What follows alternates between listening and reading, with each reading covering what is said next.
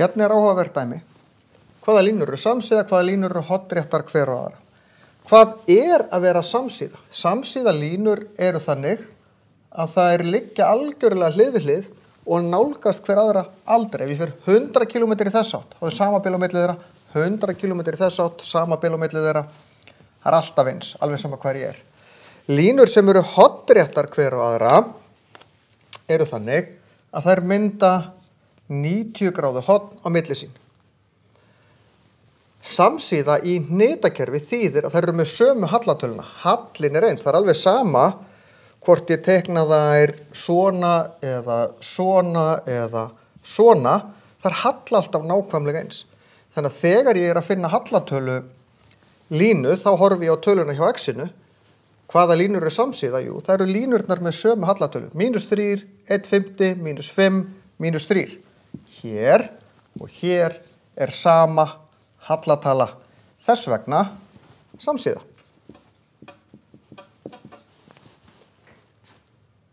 En hornréttar, jú, þá er hallatalan gjörólík, en það er til regla sem segir H1 sinnum H2, semst önnur hallatalan sinnum hinn hallatalan, þá ég fá -1, þá eru þar hornréttar. Það ger ég með því að taka tölunar hérna og margfalda saman. 1/5 sinnum 5, við getum skrifað það sem 5 fyrstu, og af því að þetta er mínus, að þá kemur hérna -5 deilt með 5, það er -1. Þannig að þessar eru hornréttar. Við þekkjum það með því að ef að önnur er heiltala, þá er hin einn yfir heilutölunni. Eins og hérna 1/5, af því hér er 5.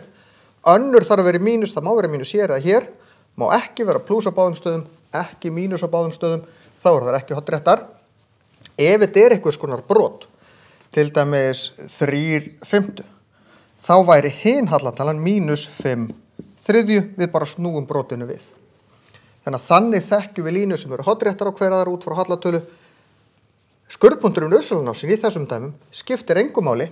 Það eina sem hann segir er hvar línurnar eru í hnitakerfinu, hvar við hnikum þeim upp og niður. Þannig að eins og í þessum hérna, þá spillir það í raun bara bilið á milli talnan, milli línuna.